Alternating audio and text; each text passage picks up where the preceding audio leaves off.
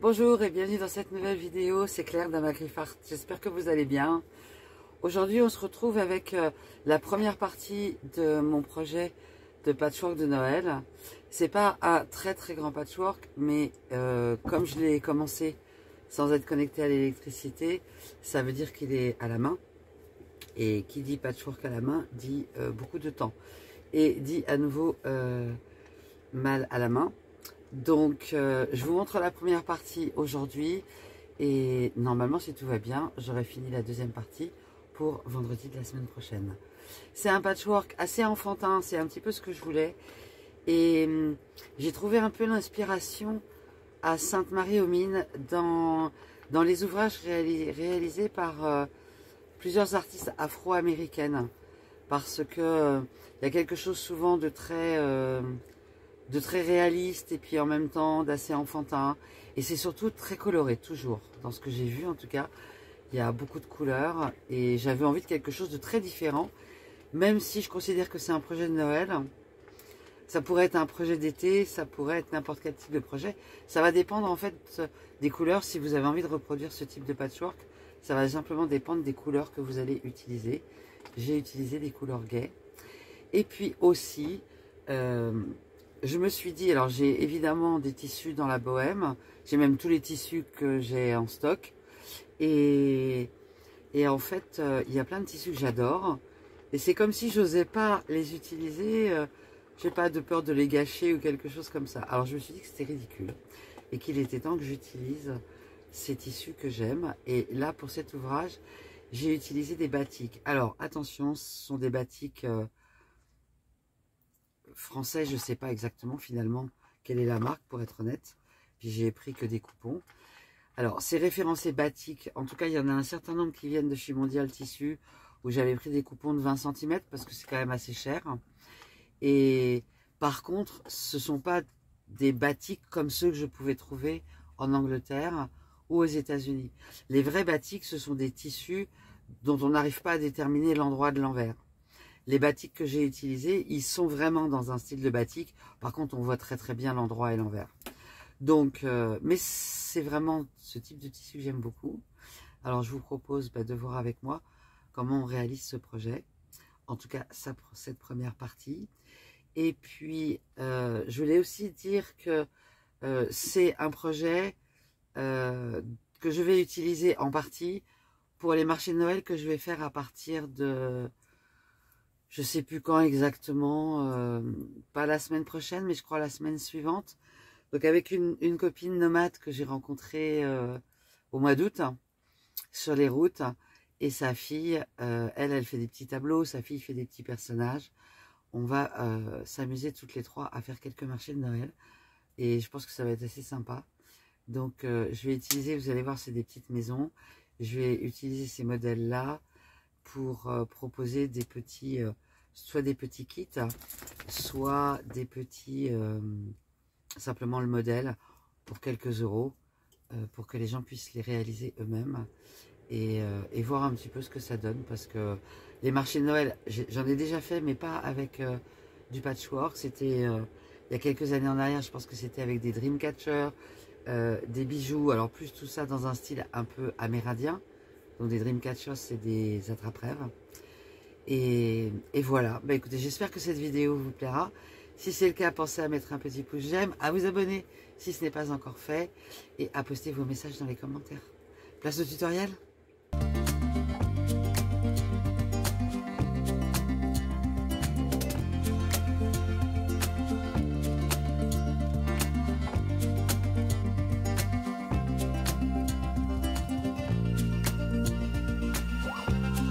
Alors, je vous montre comment j'ai construit les petites maisons. Donc, les petites un peu en hauteur. Alors, je suis pas partie en centimètres ou en inch. Je suis partie d'une feuille de papier à petits carreaux. Et en fait, j'ai fonctionné avec les petits carreaux, comme à l'école. Donc, celle-là, elle fait 11 petits carreaux horizontales sur 12 petits carreaux verticales. Ensuite, j'ai agrandi de 2 carreaux à gauche à droite, ce qui fait que là, on a une ligne à 15 carreaux. Et là, je suis partie en diagonale pour que ça se rejoigne, et ça se rejoint à peu près à 8 carreaux. 8 carreaux quand on les compte en diagonale. Ok, comme ça met tout le monde d'accord sur les inches et les centimètres. Et pour la maison qui est plus basse, hein, elle est un petit peu plus basse, mais elle est plus longue. Elle fait 19 carreaux horizontal sur 10 carreaux de hauteur. Là, en diagonale, j'ai 4 carreaux de chaque côté, ce qui amène le haut du toit à 11 carreaux. Donc, c'est quand même assez c'est simple. Alors après, j'ai dessiné la dimension des maisons en fonction de ce que j'imaginais avoir envie de faire comme taille d'ouvrage. On peut aussi faire des maisons plus grandes ou plus petites. Je vous donne les dimensions que j'ai utilisées et on verra à la fin quelle taille d'ouvrage ça va donner, parce que pour l'instant, j'ai pas fait ces calculs-là. Je suis pas quelqu'un qui suis hyper conceptuel. Je suis plutôt quelqu'un qui fait les choses au fur et à mesure. Alors, j'ai pris mes batiks pour ces maisons-là. Alors, le principe dans lequel je suis partie, je ne sais pas si on le voit bien sur le dessin, c'est que le toit, la couleur du toit est toujours différente de la couleur des maisons, systématiquement. C'était pour mettre un peu de fun. Alors, j'ai donc 4 maisons comme ça. Donc, il y en a une qui va être avec un batik vert, une avec un batik bleu, une avec un batik violet, vraiment les batiks, qu'est-ce que j'aime ça, et une avec un batik jaune. Alors, j'ai fait aussi en fonction des batiks que j'avais. Et ben, je vais utiliser, je sais pas, par exemple, faire un toit comme ça, peu importe, hein. L'idée, c'est de pas faire de paires. Voilà. Allez, j'ai fait mes paires. Là, j'ai de quoi constituer mes 4 maisons. Pour les découpes, quand même, que je vous fasse un petit rappel. J'ai laissé 2 carreaux de marche tout autour.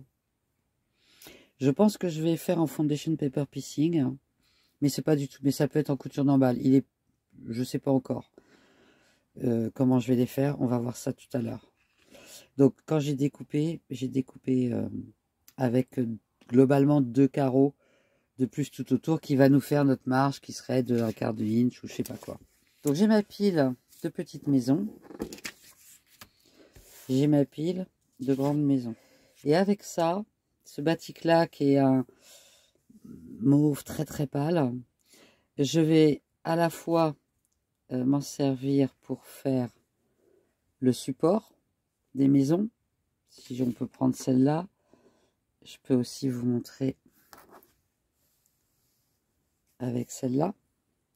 Je pense que ça va bien ressortir. C'est pour ça que j'ai voulu quelque chose d'un petit peu neutre. Et je pense l'utiliser aussi pour faire les fenêtres. Donc, l'idée, ça va être d'avoir un rectangle pour ces 2 maisons-là, un rectangle pour cette maison-là, etc. Et donc, la dimension que j'ai estimée serait de... Là pour le coup, je suis en inch, il faut que je vous sorte mon centimètre. Donc, si je fais un bloc de 8 inches, c'est-à-dire 20 cm, et j'ai estimé en hauteur 6 inches, c'est-à-dire 15 cm. Pour mieux se rendre compte, je vais prendre la taille réelle, parce que mes blocs, bien sûr, ils sont plus grands. Donc, si je redis 8 inches, parce que l'idée, c'est de mettre un sapin aussi sur l'angle. 8 inches sur 6 inches. Ça fait un bloc comme ça. J'ai découpé mes 8 blocs, mes 8 rectangles. Ils sont là. Maintenant, foundation paper piecing, si vous ne connaissez pas, je vous remontre la technique. J'ai volontairement fait des dessins de maison qui sont simples. Donc, on se positionne avec une règle sur les pliures intérieures. J'utilise ce petit objet-là qui est plat pour venir plier mon tissu juste sur le trait. Et ensuite, je le marque avec les doigts. Il n'y a pas d'autres coutures intérieures pour cette maison-là, ce qui est quand même très simple. Alors, normalement, en foundation paper piecing, donc on met notre tissu pour faire le bas à 1/4 inch. Alors, le batik, normalement, il n'y a pas d'endroit d'envers, mais c'est pas des vrais batiks. Donc là, j'ai un endroit à envers.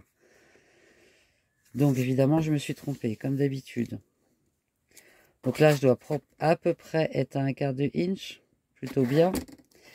Et on vient positionner l'autre tissu. Et on centre bien, et on vient positionner endroit contre endroit. Comme on va venir faire la couture là, quand on va ouvrir, on sera bien dans le bon sens. Ok, on va venir positionner.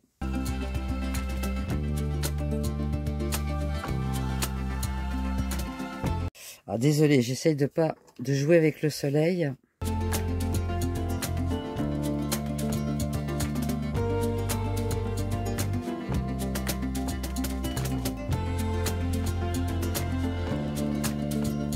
J'ai de la marge partout, hein. On voit bien toute la marge, donc il n'y a pas de souci.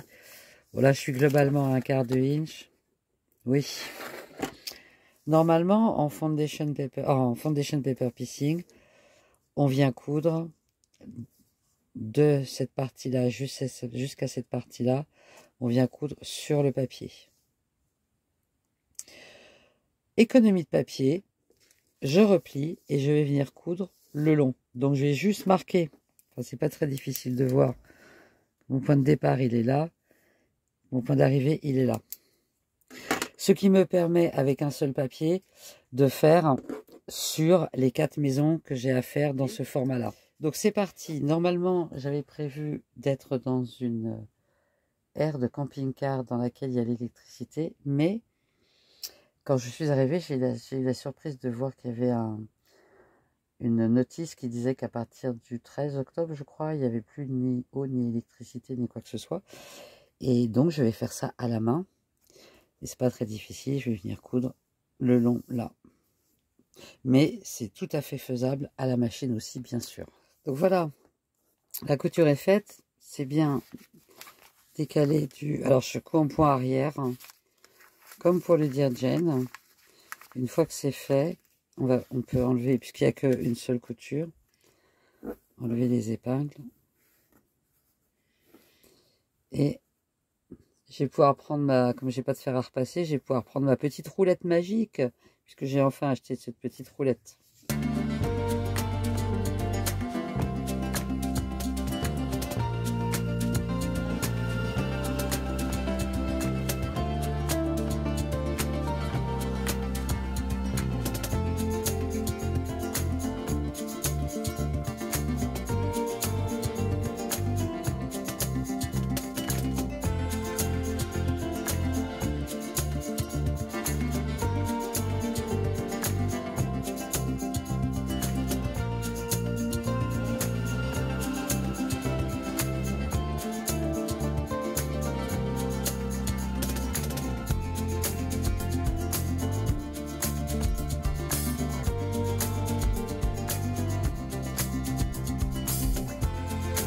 Je viens juste de corriger le toit de la maison parce qu'en fait, après, ça va être un appliqué.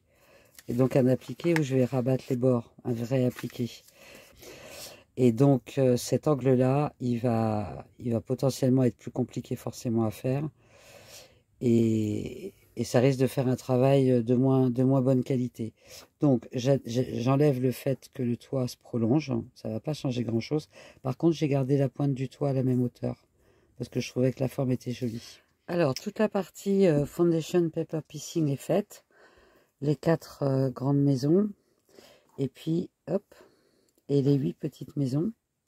Et au dos, j'ai donc repris les formes. Et je les ai dessinées. Pour ça, j'ai pris un crayon de papier un peu gras. Donc, toutes les petites maisons sont redessinées au dos. Et toutes les grandes maisons aussi.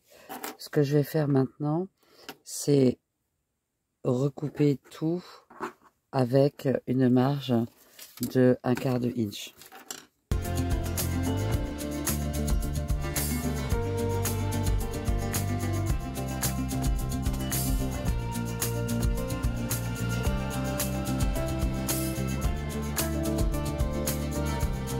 Donc je vais faire les 4 grandes de cette façon-là. Là, on commence à voir la forme des maisons. Et je vais prendre une petite.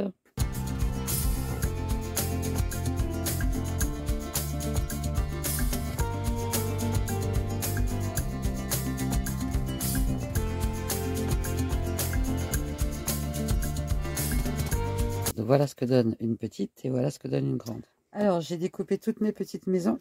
Alors je vais vous montrer comment je construis les grandes maisons. Voilà le résultat d'une des maisons que j'ai faites déjà. Donc j'ai volontairement pris quelque chose d'un peu enfantin. J'avais envie de quelque chose de gai et de simple aussi. Donc voilà ce que ça donne pour celle-là. Et voilà ce que ça donne pour celle-là. Et je propose qu'on fasse ensemble celle-là. Donc la première chose, donc j'ai un bloc rectangulaire qui va servir de fond. Et j'ai la maison qui est donc cousue ensemble. Ensuite, ben on a besoin de rabattre. Alors je rabatte toujours les côtés en premier. Si vous avez affaire à repasser, bien sûr, c'est bien de repasser. J'ai pas d'électricité, j'ai pas de fer à repasser. Donc j'y vais comme ça. Après je vais replier le toit. Donc c'est la partie un tout petit peu délicate avec cette partie-là, quoi. Donc il faut bien replier ça d'abord. J'ai aussi, les ongles suffisent, mais j'ai aussi la magique petite roulette. Et ensuite, on va venir rabattre le toit. Bien faire la pliure. Alors, pour m'aider, j'utilise cette colle-là, une colle tissu. Alors, celle-là, je l'ai trouvée chez Action. Elle est pas chère et elle fonctionne très bien. Et je mets un petit peu de colle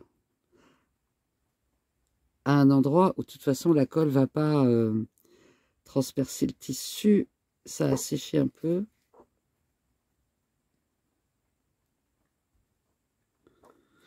Où je l'ai fermé au lieu de l'ouvrir. Ça, comme d'hab. Et je viens replier. Et coller. Pareil pour l'autre côté.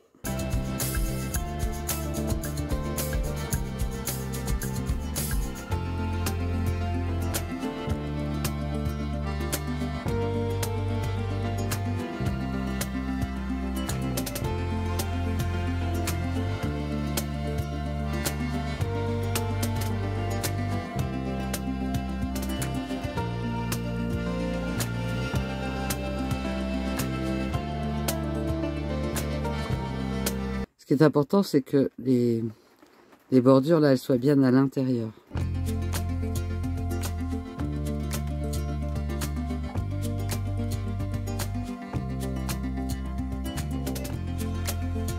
Et là, on a notre maison.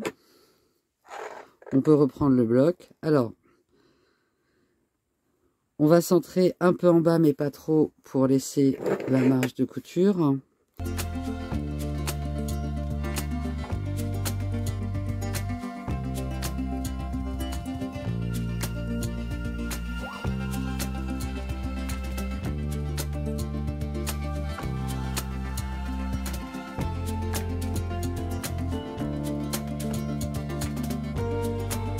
Alors le fait de coller, c'est simplement parce que quand je mets des épingles, ça fripe un peu le tissu et j'aime pas ça. Donc voilà, la maison, elle est collée sur notre bloc. Donc déjà ça bouge plus. Alors ensuite, par rapport à la couture, ce que vous pouvez voir, c'est que j'ai pris des fils de couleurs plus ou moins contrastées, mais dans les mêmes tons que les tissus. Là, je suis en vert, là, je suis en bleu, en violet, en marron. Ensuite, je vais partir de peu importe où. Je vais partir. Donc, en fait, le fil de l'autre côté, il fait une boucle comme ça. Donc, je pars, par exemple, d'ici.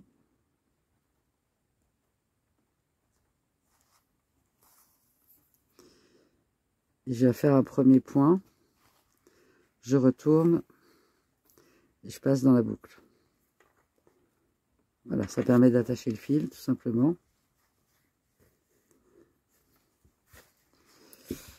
Hop, ensuite, je reviens là. Alors, oui, on va essayer d'être droit. Oui, on va essayer de faire des points de dimension identiques. Voilà, je pense que ça va être mieux avec de la lumière.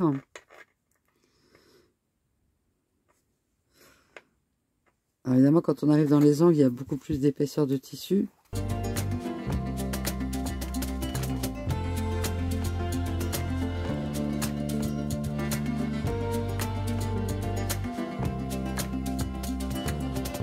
Et je vais faire comme ça tout le tour. Donc voilà, le toit de la maison est fait. Je vais faire exactement la même chose pour faire le tour de la maison. Donc voilà, la couture de la maison est faite. Maintenant, je vais découper portes et fenêtres. Alors, pour les portes, donc toutes les portes sont identiques dans le même tissu marron.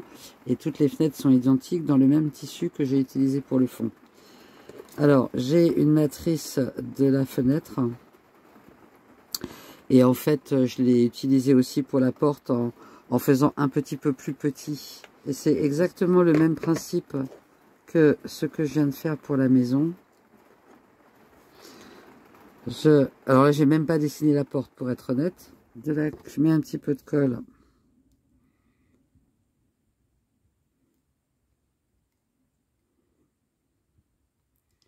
Autour de ma porte.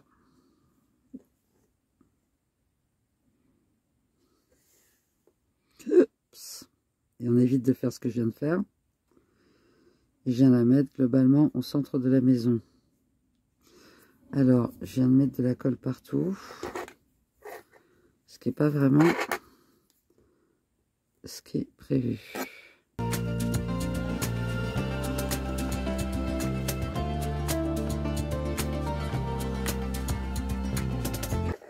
Dans ce tissu-là, le même, je vais reprendre ma fenêtre et je vais procéder exactement de la même façon. Alors, pour faire une petite poignée de porte, les anglo-saxons appellent ça French knot, donc je suppose que c'est un nœud français. C'est quand on enroule plusieurs fois le fil autour de l'aiguille. Donc, 1, 2, 3, 4, 5, 6, 7, 8, 9. Je le fais par exemple 10 fois. Après, on maintient bien ça. Et on vient repiquer à côté de là où sort notre fil. On tient bien. Et on tire. Voilà. Et ça constitue un petit nœud comme ça. Et je trouve que c'est rigolo pour faire une poignée de porte. Alors, j'ai choisi un tissu blanc sur les conseils de Jacqueline et de Cathy, sa fille, pour ce petit village enfantin de Noël. Et donc, je les ai positionnés en octogone. Pour les positionner en octogone, j'ai tracé le centre et puis j'ai cherché à mettre à distance les 4 blocs des maisons doubles. Et ensuite, j'ai joué un tout petit peu de façon à ce qu'elles se touchent sans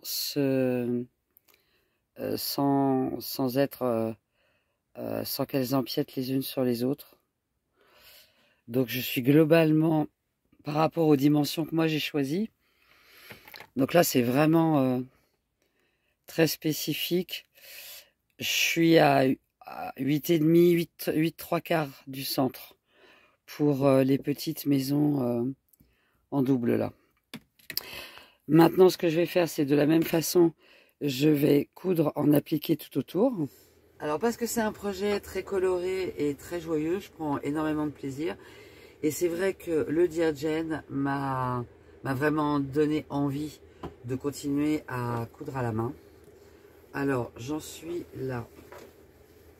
Donc j'ai cousu pour l'instant 2 maisons.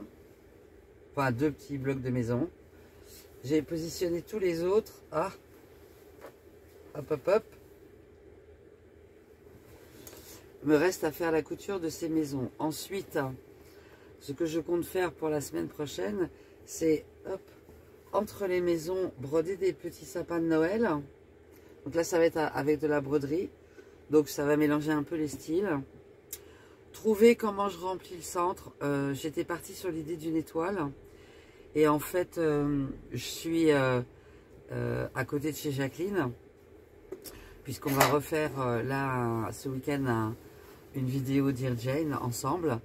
Et d'ailleurs, c'est Cathy, sa fille, qui m'a donné l'idée de positionner ce petit village sur un tissu blanc. Donc ça, c'est un drap, tout simplement blanc.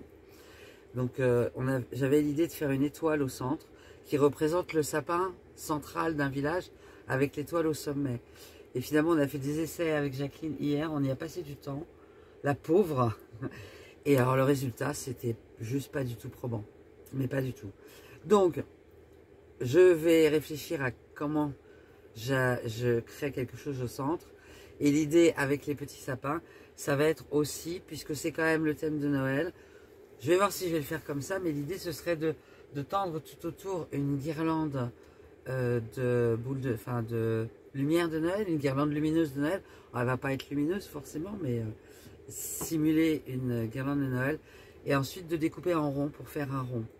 Mon idée par rapport à ça, c'était de permettre que on puisse soit le faire en rond fermé, soit on puisse le faire en rond ouvert pour mettre au pied du sapin. Vous savez, pour cacher le pied du sapin. Alors, je ne sais pas si ça se fait beaucoup en France, ça se fait énormément aux États-Unis. Et je trouve que l'idée est plutôt sympa. Donc, ils font des grands patchwork de Noël qui sont donc qui sont en cercle, mais fendus. Donc, il y a deux cercles. Un cercle ouvert au centre pour pouvoir passer le pied du sapin. Et puis, il est ouvert pour qu'on puisse entourer le sapin. Donc, c'était un peu l'idée de départ. Moi, je vais le fermer. Je ne pense pas dans la bohème pouvoir mettre un sapin. Mais, et puis, c'est un village de Noël vraiment retravaillé, puisqu'on n'est pas du tout dans les couleurs de Noël. En tout cas, j'espère que ce tutoriel vous aura plu. La deuxième partie arrivera la semaine prochaine. Si ça vous a plu, pensez à mettre un pouce j'aime, à vous abonner si ce n'est pas encore fait, à poster vos messages et vos questions dans les commentaires. Et on se retrouve mardi pour un Dear Jane avec Jacqueline, vendredi prochain pour la suite et j'espère la fin de cet ouvrage-là.